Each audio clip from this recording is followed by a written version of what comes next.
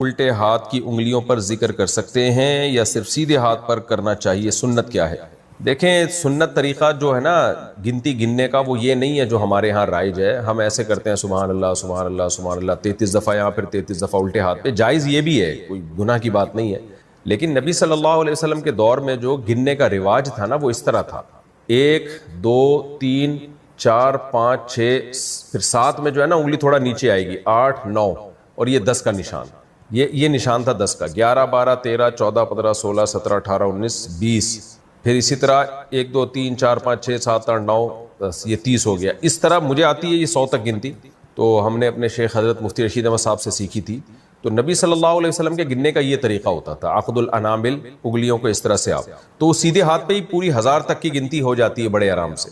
تو میں نے 100 تک یاد کی ہوئی تھی طلب علمی کے دور میں، تو اس لیے میں تسبیح اسی طرح پڑھ رہا ہوتا ہوں، اس طرح انگلیوں پہ نا 100 تک. لیکن یہ سیکھنی پڑتی ہے، تو جن کو آتی ہے وہ سکھا سکتے ہیں، اور کتابیں بھی لکھی ہوئی ہیں اس پہ، وہ کتاب پڑھ کے آپ سیکھ سکتے ہیں. تو نبی صلی اللہ علیہ وسلم تسبیح ہاتھ پہ ہی پوری اسی طرح سے سیدھے ہاتھ پہ ہی پڑھا کرتے تھے. الٹا ہاتھ جو ہے وہ ناپاکی کو صاف کرنے کے لیے، اس طرح کے کاموں کے لیے. لیکن اب لوگوں کو یہ والی طریقہ آتا نہیں ہے، عقد انامل یعنی انملہ پہ جو ہے وہ گنتی گننے کا طریقہ اب لوگوں کو آتا نہیں ہے، یہ چیز ختم ہو گئی ہے. تو اب آسانی کے لیے پھر یہ کرتے ہیں 33 دفعہ سیدھے ہاتھ پہ، 33 دفعہ الٹے ہاتھ پہ، تاکہ 99 دفعہ یہ عمل ہو جائے، پھر ایک دفعہ ویسے ہی تو 100 دفعہ ہو جائے گا. تو اب لوگوں نے اپنی آسانی کے لیے یہ رکھا ہوا ہے. تو جائز ہے سیدھے ہاتھ کے ساتھ الٹے ہاتھ سے بھی، کیونکہ اب صرف سیدھے ہاتھ پہ پڑھیں گے تو یاد رکھنا مشکل ہوگا. تو لیکن بہتر یہی ہے کہ صرف سیدھے ہاتھ پہ تسبیح کی جائے. ہمارے نیک بندے راتوں کو اٹھ کے اللہ کے سامنے کھڑے ہوتے ہیں اور کہتے ہیں ربنا اصرف عنا عذاب جہنم، اے اللہ اس آگ کا جس کا تو نے اپنی کتاب میں تذکرہ کیا ہے، اس آگ کو ہم سے دور کر دے. ایسے ان گناہوں سے ہمیں بچا لے جن کی وجہ سے ہم جہنم میں جاتے ہیں، اور اے اللہ ہمیں اس جنت کا وارث بنا دے. یدعون ربهم خوفا وطمعا، خوف سے اور جنت کی لالچ میں اللہ کو پکارتے ہیں. تو آج سے اپنا سب سے بڑا ہدف یہ بناؤ کہ ہمیں موت کے بعد جنت چاہیے اور جہنم سے دوری چاہیے. سب سے زیادہ اپنی دعاؤں میں اس کو مانگا کرو، اور جنت والے اعمال بھی. یہ نہیں مانگا کرو کہ اللہ برائی نہ چھوٹے جنت میں چلا جاؤں، یہ علماء کہتے ہیں ایک قسم کا کفر ہے یہ. اللہم انی اسألک الجنہ وما قرب الیہا من قول وعمل، نبی نے دعا سکھائی، اے اللہ میں تجھ سے جنت طلب کرتا ہوں اور ہر وہ بات اور وہ عمل جو مجھے جنت کے قریب کر دے، اس عمل کی بھی توفیق دے اور اس بات کی بھی توفیق دے. بعض دفعہ عمل انسان کو جنت کے قریب لے کے جاتا ہے، لیکن اس کی زبان سے نکلی ہوئی باتیں اس کو جنت سے دور کر رہی ہوتی ہیں. بعض دفعہ زبان سے نکلی ہوئی باتیں اس کو جنت کے قریب لے کے جاتی ہیں، لیکن اس کا عمل اس کو جنت سے دور کر رہا ہوتا ہے. ہمارے نبی صلی اللہ علیہ وسلم نے کتنی پیاری دعا سکھائی، اس کو یاد کر لیں. اللہم انی اسألک الجنہ، اے اللہ میں تجھ سے جنت مانگتا ہوں، وما قرب الیہا من قول وعمل، اور ہر وہ قول اور عمل جو مجھے جنت کے قریب لے جائے. ماں باپ کی فرما برداری جنت کے قریب کرتی ہے، ماں باپ کی نافرمانی جنت سے دور کرتی ہے. اور اللہم انی اعوذ بک من النار، اے اللہ میں تیری پناہ میں آتا ہوں جہنم کی آگ سے. وما قرب الیہا من قول وعمل، مجھے ہر اس عمل سے بچا جو مجھے جہنم کے قریب کر دے، اور ہر اس بات سے بچا جو مجھے جہنم کے قریب کر دے. بعض باتیں آدمی کو جہنم میں لے جاتی ہیں، فضول کے تبصرے، لوگوں کے جھوٹے الزامات، غیبتیں، لڑوانے والی باتیں، ادھر کی ادھر ادھر کی ادھر. قرآن کہتا ہے نا وَيْلٌ لِكُلِّ ہُمَزَةٍ لُمَزَةٍ، ہر وہ شخص جو تانا زنی کرتا ہے اور چغلیاں کر کر کے لڑواتا ہے، کیا جنت میں جائے گا؟ ہوتے ہیں نا دفتروں میں باس کے چمچے ہوتے ہیں کچھ، اس کی شکایت باس کو جا کے، اس کی چغلی اس کو جا کے، اس کو چغلی اس کو جا کے، پورے ادارے کی ایسی کی تیسی. کچھ گھروں میں ہوتی ہیں بعض خواتین جو بیان نہیں سن رہی، اپنے بھائی کو بھابھی کے خلاف، اماں کو بہو کے خلاف. اس قسم کی لیڈیز بھی مارکیٹ میں پائی جاتی ہیں. جب بھائی بہن سے مل کے گھر آئے گا تو بیگم سے پٹا ہوگا، ویسے ٹھیک ٹھاک زندگی گزار رہے تھے، تو اس کا مطلب ورغلایا کس نے ہے؟ بہن نے. ابے بھائی تو اپنے گھر میں انجوائے کر لائف کو یار، تو ان کے گھر میں جا کے یہ کیوں کیوں پڑی رہتی ہے، یوں کی پڑی رہتی ہے، نندے آتی ہیں نا، وہ جو مرضی کری رہے، یہ تو تیرے میاں کا کام ہے نا، اس کو کیوں جا کے پش کر رہی ہے. سست ہونا اتنا برا نہیں ہے جتنا میاں بیوی میں آپس میں لڑائی ہونا برا ہے. بھائی کوشش کرو یار، جیسے تیسے برداشت کر رہے ہیں تو دعائیں دو. ماشاء اللہ بھائی صاحب آپ کتنے اچھے ہیں، آپ کی بیگم ایک ذرا بھی کام نہیں کرتی، مگر آپ پھر بھی الحمدللہ اس سے بہت زیادہ محبت کرتے ہیں، برداشت کرتے ہیں. تو اللہ کرے آپ کو بھی ایسے ہی داماد بھی ایسا ہی ملے. یہ ہونا چاہیے نا. لیکن ہو کیا رہا ہے مارکیٹ میں، جورو کا غلام بنا ہوا ہے، اس طرح کی باتیں ہو رہی ہیں مارکیٹ میں. تو خیر اب مارکیٹ میں تو پتہ نہیں کیا کیا ہو رہا ہے. تو نبی صلی اللہ علیہ وسلم نے فرمایا وما قرب الیہا من قول وعمل، اے اللہ مجھے جہنم کی آگ سے بچا اور ہر اس عمل سے جو مجھے جہنم کے قریب کر دے، اور ہر اس بات سے بھی جو جہنم کے قریب کر دے. یہ دعا ضرور یاد کریں. اسی طرح حدیث میں آتی ہے ایک اور دعا، یہ راتوں کو اٹھ کے مانگنے کی دعائیں ہیں. اللہم ارزقنی حبک، اے اللہ تو مجھے اپنی محبت دے دے. کیسی پیاری دعا ہے، اے اللہ تو مجھے اپنی محبت دے دے. اور وحب من ينفعنی حبہ عندک، اور ہر اس ذات کی محبت میرے دل میں ڈال دے جس سے محبت کی وجہ سے تیری محبت میں اضافہ ہو. جب علماء سے بزرگوں سے محبت ہوگی تو اللہ کی محبت میں کمی ہوگی یا اضافہ ہوگا؟ اور جب فنکاروں سے یا اداکاراؤں سے اور اس طرح کے لوگوں سے، ناچنے والیوں سے محبت ہوگی تو اللہ کی محبت میں اضافہ ہوگا یا کمی ہوگی؟ کمی ہوگی. اس لیے ایک بات یاد رکھو، علماء کو برا بلا نہ کہا کرو، ابے یہ مولوی ایسے، ابے یہ مولوی. جب بھی انسان کوئی بات زبان پہ نکالتا ہے نا، دل پہ بہت برا اثر پڑتا ہے. آہستہ آہستہ پھر وہ کیا ہو جاتا ہے، بدگمان ہوتے ہوتے دور ہو جاتے ہیں علماء. بھائی صحیح، پورا صحیح دنیا میں کوئی بھی نہیں ہوتا، لیکن جب آپ تبصرے کرنا شروع کرتے ہو نا ایسے، یہ بڑے ڈینجرس تبصرے ہوتے ہیں. ہمارے نبی صلی اللہ علیہ وسلم نے ہر شخص کو معاف کیا ہے، لیکن جنہوں نے نبی کی گستاخیاں کی ہیں نا، ان میں سے اکثر کو معاف نہیں کیا آپ نے. کیوں؟ گستاخی کرنے والا، بد کلامی کرنے والا وہ ویلیو ختم کر رہا ہوتا ہے. تو یہ بہت خطرناک جرم ہے. تو نبی صلی اللہ علیہ وسلم نے دعا سکھائی، وحب من ينفعنی حبہ عندک اللہم فکما رزقتنی مما احب، اے اللہ تو نے جو مجھے میری محبوب چیزیں دنیا میں دے رکھی ہیں. آدمی اپنی محبوب چیزوں کے ملنے سے اللہ کے قریب ہوتا ہے یا دور ہوتا ہے؟ دور ہوتا ہے عام طور، کیونکہ ان میں پڑھ کے اللہ کو بھول جاتا ہے. تو اے اللہ فاجعلہ قوۃ لی فیما تحب، ان محبوب چیزوں کو اپنی محبت کا ذریعہ بنا دے. آئی بات سمجھ میں؟ بعض دفعہ محبوب چیز ملنے سے وہ محبوب چیز آپ کے ساتھ اللہ کی محبت میں تعاون کا ذریعہ، جیسے پیسہ نہیں تھا، پیسہ محبوب ہے، مل گیا تو عام طور پہ پیسہ مل کے اللہ سے دور، لیکن اے اللہ مجھے ملے تو میں تیرے سے دور ہونے کے بجائے کیا ہو جاؤں. بعض خوش قسمت ایسے بھی ہوتے ہیں، غریب تھے تو اللہ سے دور تھے، پیسہ آیا تو اللہ کے قریب ہو گئے، خیرات صدقات بڑھ گئے. تو مجھے میری محبوب چیزیں جو ملی ہوئی ہیں، اے اللہ وہ ان اعمال میں ترقی کا ذریعہ بنا دے جو تجھے محبوب ہیں، جو عمل. وما زویت عنی مما احب، اے اللہ کچھ چیزیں ایسی ہیں جو مجھے محبوب ہیں لیکن تیرے علم ہے کہ وہ مجھے ملیں گی نہیں، تو ان کا نہ ملنا ان اعمال میں ترقی کا ذریعہ بنا دے جو تجھے محبوب ہیں. بعض دفعہ نہ ملتا ہے، انسان کو غم ہوتا ہے اور اس غم میں وہ اللہ کو یاد کر لیتا ہے اور اللہ کی محبت میں ترقی کا ذریعہ بن جاتی ہے چیز. خلاصہ یہ نکلا اپنی محبت چاہیے اور جیسے تیسے ہو تیری محبت ہی چاہیے بس، اور کچھ نہیں چاہیے ہمیں. نہیں یاری بات میرا خیال ہے سمجھ میں. تو یہ دعائیں مانگا کرو میرے بھائی رات کو اٹھ کے. تو اللہ فرماتے ہیں والذین یقولون ربنا اصرف عنا عذاب جہنم ان عذابها کان غراما انها ساءت مستقرا ومقاما. راتوں کو اٹھ کے اللہ سے دعائیں مانگتے ہیں. والذین اذا انفقوا، یہ وہ لوگ ہیں جب خرچ کرتے ہیں، لم یسرفوا، نہ اپنی آمدن سے زیادہ خرچ کرتے ہیں کہ دوسروں سے کل بھیک مانگے، ولم یقتروا، اور نہ کنجوسی کرتے ہیں کہ خرچی نہ کریں، صدقات و خیرات بھی کرتے ہیں لیکن اپنی چادر دیکھ کے. وکان بین ذالک قواما، مسلمان نہ کنجوس ہوتا ہے اور نہ اسراف کرنے والا ہوتا ہے، سخی ہوتا ہے لیکن اتنا سخی نہیں کہ کل لوگوں سے بھیک مانگے، یہ ناجائز ہے. وکان بین ذالک قواما والذین لا یدعون مع اللہ الہا آخر، یہ وہ لوگ ہیں جو اپنی دعاؤں میں اللہ کے سوا کبھی کسی کو نہیں پکارتے، ساری زندگی صرف یا اللہ مدد، ایاک نعبد، صرف تیری عبادت. شیخ سدیس مجھے یاد ہے 99 کی بات ہے، 97-98 میں حرم میں جو ان کی ختم قرآن کی دعا ہوئی تھی نا، بڑی پیاری دعا ہوئی تھی، بہت اب بھی بہت اچھی ہوتی ہے، وہ تو بڑی خاندانی تھی. اس میں ان کے الفاظ مجھے یاد ہیں، بڑے پیارے لگے وہ. لیس فی الوجود رب سواک فیرضا، اے اللہ اس کائنات میں کوئی ایسا رب نہیں ہے تیرے علاوہ جس کو ہم راضی کرنے کی کوشش کریں، جس کی رضا ہمارے لیے بہت زیادہ ضروری ہو. بہت سے لوگوں کو راضی کرنا بہت ضروری ہے، اتنا نہیں جتنا تجھے راضی کرنا ضروری. تیرے علاوہ کوئی ایسا رب ہی نہیں ہے. لیس فی الوجود رب سواک فیخشا، تیرے سوا کوئی ایسا معبود نہیں ہے، رب نہیں ہے جس سے ڈرا جائے، ہے ہی نہیں کوئی بھائی. اتنا ڈرا جائے جس سے، جتنا کس سے ڈرا جاتا ہے؟ تجھ سے.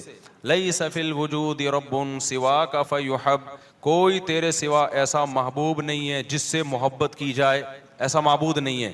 معبود والی محبت کس سے ہوگی؟ غلامی والی محبت صرف آقا سے ہوتی ہے, اور وہ کون ہے؟ اللہ ہے. تو یہ بڑی پیاری دعا ہے. تو اللہ یہاں یہی فرماتے ہیں وہ اللہ کے علاوہ کسی کو پکارتے نہیں ہیں.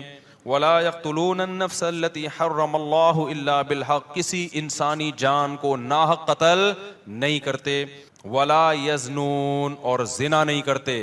اللہ نے زنا کو قتل کے ساتھ ذکر کیا ہے. اس سے پتہ چلتا ہے زنا کرنا اور قتل کرنا اللہ کی نظر میں کیا ہے؟ سیم. علماء نے اس کی حکمت بیان کی ہے. زنا انسانیت کا قتل ہے. کیوں؟ اس سے ولد الزنا بچے ہوتے ہیں. آج یورپ میں دیکھو باپ لیس بچے ہو گئے نا, یہ انسانیت کا قتل کر دیا, خاندانی نظام سے بچوں کو محروم کر دیا. اب یہ نہ ہو کہ کوئی کہے کہ میں جب زنا کرتا ہوں تو معاذ اللہ میں تو حمل روکتا ہوں, بچہ ہی نہیں ہوتا. اللہ کی نظر میں یہ کیا ہے بھائی؟ تیرا بچہ ہو یا نہ ہو, لیکن جس سوسائٹی میں زنا ہوگا وہاں ولد الزنا ہوں گے. انگریزوں کو دیکھ لو نا جا کے, یہ انسانیت کا قتل کر دیا تم نے, روحانی قتل ہے انسانیت کا. اس لیے قرآن کہہ رہا ہے زنا کے قریب بھی پھٹکنے کی اجازت نہیں ہے. وَمَن يَفْعَلْ ذَلِكَ يَلْقَ أَثَامًا, اللہ کہتے ہیں جس نے یہ کام کیا, انسانی قتل کیا یا زنا کر لیا, وہ بہت بڑے جرم سے ملاقات کی اس نے, چھوٹا مجرم نہیں ہے. یضاعف له العذاب یوم القیامہ, بہت بڑا عذاب ہم اس کو قیامت کے دن دیں گے, اور ذلیل ہو کے اس میں پڑا رہے گا وہ. تو قتل نفس اور زنا کو اللہ نے ایک ساتھ بیان کیا. آج قتل کو تو جرم سمجھا جا رہا ہے, زنا کو جرم نہیں سمجھا. جب کوئی کہاں کرے نا یہ میری گرل فرینڈ ہے, اس کو بولو اللہ کے عذاب سے ڈر. یہ بھنگیوں چماروں کی عادت ہو سکتی ہے گرل فرینڈ رکھنا, کسی شریف آدمی کی عادت نہیں ہو سکتی ہے, خاندانی آدمی کی عادت نہیں ہو سکتی. فخر سے بتا رہے ہوتی میری گرل فرینڈ ہے, میری گرل فرینڈ. انٹرویو آ رہے ہیں, بھائی کیوں پروموٹ کر رہے ہیں اس چیز کو؟ بولے کوئی بھنگی ہے, زنا کر رہا ہے, صاف صاف یہ بولنا تو نے گرل فرینڈ رکھی ہوئی ہے, کیا لگتی ہے تیری ہے؟ تیرے باپ کو بھی چاہیے تھا کہ گرل فرینڈ رکھ لیتا, پھر تو پیدا ہو جاتا اس سے ولد الزنا اور حرامی پیدا ہو جاتا. تو یہ حرکتیں کیوں کر رہا ہے؟ یہ لیونگ ریلیشن انڈیا میں ہندوؤں کے کام ہو سکتے ہیں, یا امریکن کے کام ہو سکتے ہیں, یورپین کے کام ہو سکتے ہیں, وہ ان کے کام ہے, ان کو نہیں چھیڑو آپ. مسلمان اس گندگی کے برداشت نہیں. لیونگ ریلیشن گدے گھوڑے کے ہو سکتے ہیں, گدی گھوڑی کے, گدا گدی کے ساتھ لیونگ ریلیشن کرے, گھوڑا گھوڑی کے ساتھ.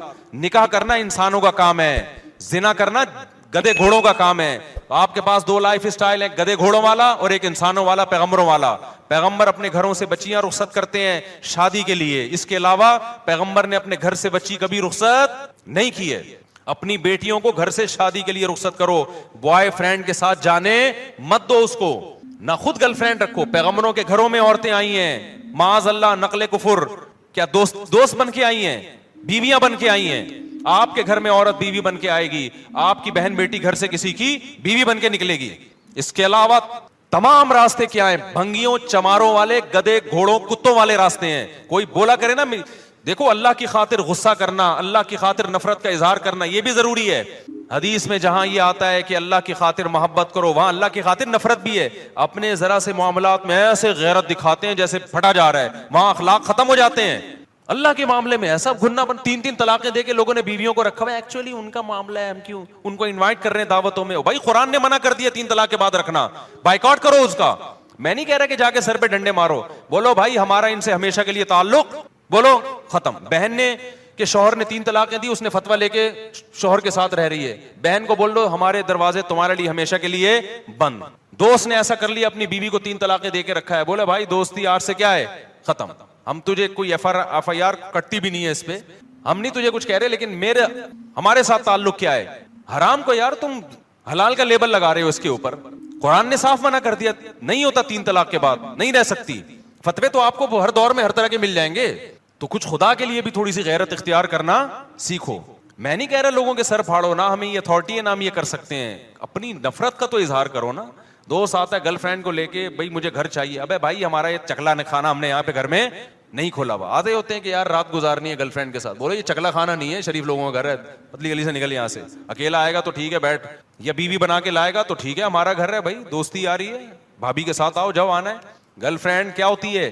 حرام رشتہ ہے. کتوں گدے گھوڑوں کے یہ رشتے ہوتے ہیں, انسانوں کے یہ رشتے نہیں ہوتے. قرآن کتنا بڑا جرم بیان کر رہا ہے, وَمَن يَفْعَلْ ذَلِكَ يَلْقَ أَثَامًا, جو زنا کرے گا, قتل کرے گا, قتل کے ساتھ بیان کر رہا ہے قرآن. اللہ کی نظر میں دونوں میں کوئی فرق نہیں ہے. یلقا ساما, بہت بڑے جرم سے ملے گا. یضاعف له العذاب بہت بڑا عذاب دوں گا اس کو میں. آگے قرآن کہہ رہا ہے الا من تابا. کیسی پیاری آیتیں ہیں یار, کتنی دھمکیاں دی اللہ نے. اب جس سے ہو چکا ہے وہ جب یہ آیتیں سنے گا وہ تو مایوس ہو جائے گا نا, وہ تو مایوس ہو جائے گا. تو اللہ نے فوراً کہا الا من تابا. یہ جو قرآن کا اللہ ہے نا, اس میں بڑی طاقت ہوتی ہے. یہ ایسا لگتا ہے جیسے اللہ نے ایک تلوار چلا دی. الا من تابا, ہاں ہاں جس نے توبہ کر لی. اب تک جو ہوا سو ہوا, کیونکہ جب زانی یہ آیتیں سنے گا وہ تو کہے گا میں تو گیا کام سے. اللہ کہتے ہیں مہلت ہے, الا من تابا. اب تک گرل فرینڈ رکھی نا تو نے, زنا کیا, لڑکوں سے بدفعلی کی, قتل کیا, من تابا توبہ کر لے. آج کیا کر لے؟ توبہ. وآمنا اپنا عقیدہ صحیح کر لے. وعمل صالحا آئندہ کے لیے اصلاح کر لے. آئندہ کے لیے کیا کر لے؟ اصلاح کر لے. فاولئک یبدل اللہ سیئاتہم حسنات وکان اللہ غفورا رحیما. یہ وہ لوگ ہیں جو پکی توبہ کرتے ہیں اور پھر اس پہ قائم رہتے ہیں. اللہ ان کی برائیوں کو نیکیوں سے بدل دیتا ہے. کیوں؟ اللہ غفور بھی ہے اور اللہ رحیم بھی ہے. اس کا ایک مطلب یہ بیان کیا گیا ہے کہ توبہ جب بہت زبردست ہوتی ہے تو اللہ کا ایسا قرب ملتا ہے اس کو کہ جو اس نے گناہ کیے تھے نا, اس کے جو نقصان اس کو ہوئے تھے, اللہ سے دوری, وہ نقصان کیا ہو جاتا ہے؟ ختم ہو جاتا ہے. آگے اللہ فرماتے ہیں, اب ایک سوال ہوتا ہے کہ اللہ اتنا بڑا جرم کیا ایک شخص نے, قتل بھی کیا, زنا بھی کیا, پکی توبہ کر لے تو اس کو معاف کر رہا ہے؟ دنیا میں تو ایسا نہیں ہوتا. دنیا میں جب آپ ریاست کے قانون کی توڑتے ہیں, ریاست کو, اور بہت بڑا جرم کرتے ہیں تو ریاست معاف نہیں کرتی. تو اتنے آرام سے کیسے معاف کر رہا ہے؟ کتنی دفعہ زنا کر چکا ہے, اب یہ توبہ کر رہا ہے تو معاف کر دے گا؟ تو اللہ کیا کہتے ہیں, وَمَن تَابَ وَعَمِلَ صَالِحًا فَإِنَّهُ يَتُوبُ إِلَى اللَّهِ مَتَابًا. اللہ کہتے ہیں جو توبہ کر رہا ہے اور آئندہ عمل کو ٹھیک کر رہا ہے تو وہ توبہ کس کے دربار میں کر رہا ہے؟ وہ انسان کے پاس تھوڑی آ رہا ہے, وہ تو خدا کے پاس جا رہا ہے. تو خدا کا ظرف چھوٹا نہیں ہے. جہاں وہ سزائیں بہت سخت دیتا ہے تو اس نے ایک دوسرا اس کی تلافی کیسے کی ہے کہ اس کا ظرف بھی کیا ہے؟ بہت بڑا ہے. اس کی معافی بھی کیا ہے؟ وہ بہت بڑی ہے. تو یہ مت دیکھو کہ کتنے جرموں کے بعد توبہ کر رہا ہے, یہ دیکھو کہ دروازہ کس کا کھٹکھٹا رہا ہے؟ خدا کا دروازہ کھٹکھٹا رہا ہے, جبکہ اس نے عذاب اپنی آنکھوں سے نہیں دیکھا. تو میں کیسے اس کو معاف نہیں کروں گا؟ والذین لا یشہدون الزور واذا مروا باللغو مروا کراما. یہ وہ لوگ ہیں جو جھوٹ کے قریب سے نہیں گزرتے, اور جب لغویات کے قریب جاتے ہیں, لغویات میں یہ گانے بجانے, موسیقی, شراب کباب کی محفلیں, تو مرو کراما عزت کے ساتھ گزر جاتے ہیں. ان لغویات کی طرف کان نہیں لگاتے. والذین اذا ذکروا بآیات ربہم لم یخروا علیہا صما وعمیانا. جب ان کو ان کے رب کی آیتیں اور احکام بتائے جاتے ہیں تو اندھے اور بہرے ہو کے نہیں گزرتے. آپ دنیا پرست آدمی کو بتائیں خدا کا یہ حکم ہے, ابے جاؤ یار, کیا باتیں کر رہے ہیں یار, صوفیوں والی باتیں کرتے رہتے ہو ہر وقت. اللہ کہتے ہیں جو ہمارے نیک بندے ہیں نا, جب ان کو اللہ کی بات بتائی جاتی ہے تو اندھے اور بہرے سنتے بھی ہیں کہ کیا کہا جا رہا ہے, پھر دیکھتے بھی ہیں کہ اب سیدھا راستہ کون سا ہے. والذین یقولون ربنا ہب لنا من ازواجنا وذریاتنا قرۃ اعین واجعلنا للمتقین اماما.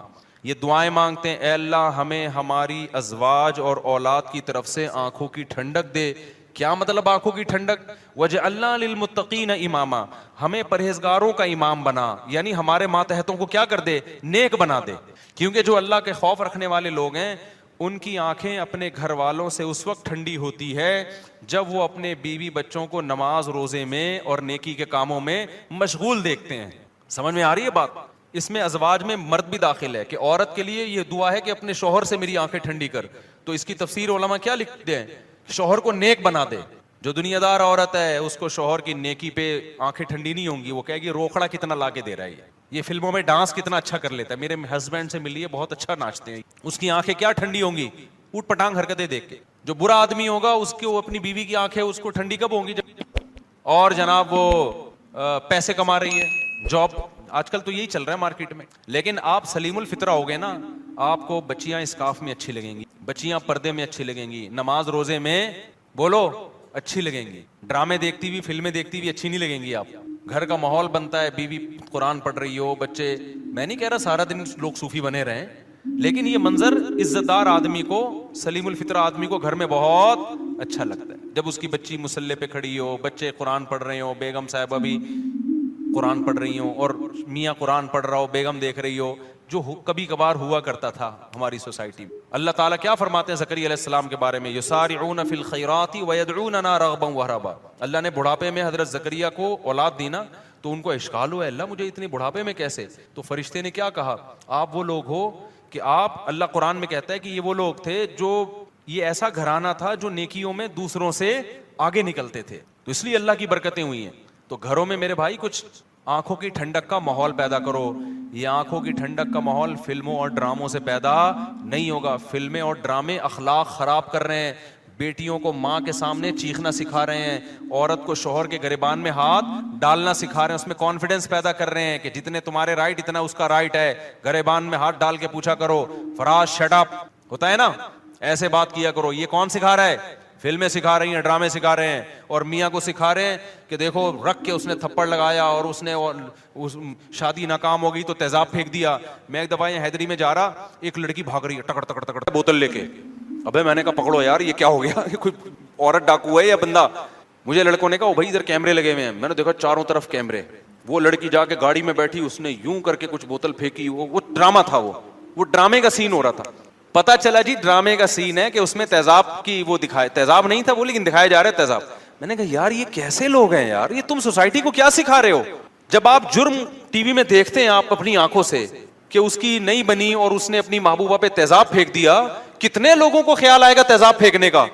بس انٹرٹینمنٹ کے نام پہ, انٹرٹینمنٹ کے نام پہ کیا ہو رہا ہے؟ سب کچھ ان کے لیے سب کچھ حلال ہے بھائی.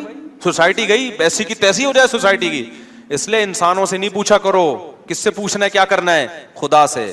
تو گھر کا ماحول اللہ تعالیٰ فرماتے ہیں, یہ دعا کرتے ہیں, اے اللہ ہمیں ہماری ازواج اور اولاد کی طرف سے آنکھوں کی ٹھنڈک عطا فرما. ہمارے علماء کا معمول تھا, جب بھی کوئی عورت اپنے شوہر سے پریشان ہے, شوہر اپنی بیگم سے پریشان ہے, ماں باپ بچوں سے پریشان ہے, تو یہ دعا پڑھنے کا ان کو حکم دیتے تھے. یہ سورہ فرقان کی سیکنڈ لاسٹ آیت ہے, یہ یاد کر لیں. سمجھ رہے ہیں نا, سیکنڈ لاسٹ سے پہلے والی آیت ہے. ربنا هب لنا من ازواجنا وذرياتنا قرة اعین واجعلنا للمتقین اماما. اے اللہ ہمیں ایسے لوگوں کا سربراہ بنا جو نیک ہوں, یعنی ہماری ماتحتوں کو کیا بنا دے, بیوی بچوں کو نیک, تو مطلب خود ہمیں بھی بنا دے. اصل ہم خود سٹے لگا رہے ہوں اور بیگم کو کیا کہ ان کو آنکھوں کی ٹھنڈک بنا دے. اچھا میرے بھائی, اصل میں نا جس محلے میں رہتا تھا اس کے قریب ایک محلے میں چرسی بہت تھے, تو وہ نا وہ ان کو دیکھ دیکھ کے نا میرے دماغ میں ایک لاشور میں وہ سٹا بیٹھ گیا. اللہ معاف فرمائے, ہر مثال میں سٹا ہی آ رہا ہوتا ہے.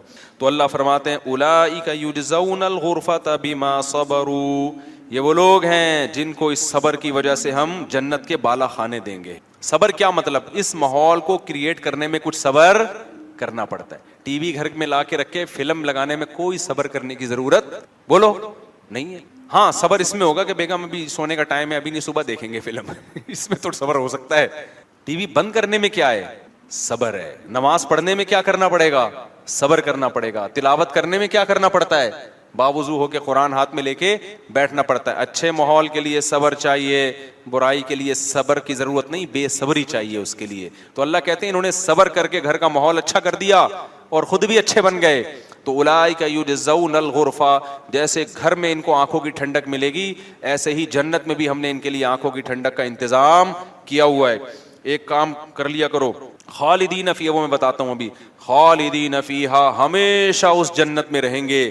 حسنت مستقرہ, کچھ صیغے نا تعجب کے ہیں وہ اللہ استعمال کرتا ہے, یہ بس آخر یہ پڑھ کے میں بیان ختم کرتا ہوں.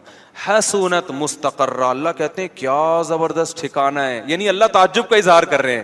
حالانکہ اللہ کو کسی چیز پہ تعجب نہیں ہوتا, لیکن اتنی اچھی ہے جنت کہ اللہ کہہ رہے ہیں کہ گویا کہ مجھے بھی تعجب ہو رہا ہے کہ میں نے اپنے بندوں کے لیے کیا زبردست انتظام کر دیا. بھائی مجھے خود حیرانگی ہو رہی ہے. یہ بلاغت ہے قرآن کی ہمیں سمجھانے کے لیے. ایسا انتظام کر دیا کہ ہٹو بچوں ہو گیا, یعنی سمجھ لو. اور میں کیا بولوں اپنی زبان میں بھائی, ہٹو بچوں کا مطلب پتہ ہے, جب کوئی بڑی شاہی سواری خاندانی قسم کے بچوں کو ہٹا ہے, آگے سے تو دیکھ نہیں رہا کون آ رہا ہے بھائی. تو کیونکہ بعض لوگ نے نیچے کمنٹس میں پوچھا ہوتا ہے یہ ہٹے بچوں کیا ہوتا ہے. اب ان کو کون سمجھائے کہ ہٹو بچوں کہہ رہے ہیں, ہٹو کا مطلب ہٹاؤ اور بچوں کا مطلب بچوں. تو کبھی کراچی آؤ, ہم تمہیں سمجھائیں گے ہٹو بچوں جیسے بمبئی والے کہتے ہیں کہ کیا بولتا ہے بھنڈائے، کسی نے مجھے بتایا بمبئی میں لفظ بہت مشہور ہے، تو ہم کراچی والوں کو نہیں پتہ چلے گا، ان کے یہاں بہت مشہور ہے۔ خیر، اللہ فرماتے ہیں حسنت مستقرا و مقاما، بہت بہترین قرار گاہ ہے اور بہت بہترین، کیا ہی بہترین ٹھکانہ ہے۔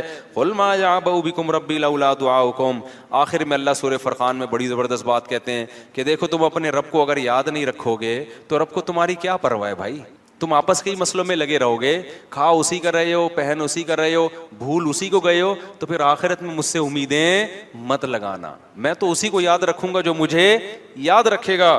فقد کذبتم فسوف یکون لزاما، تم اگر انکار کرو گے نا ان باتوں کا اور عمل سے دور جاؤ گے تو پھر دوسرا انجام ہوگا تمہارا، یہ والا انجام نہیں ہوگا۔ وہ میں ایک بات ذہن میں آئی تھی، وہ نکل گئی ذہن سے، میں نے کہا وہ بتاتا ہوں میں۔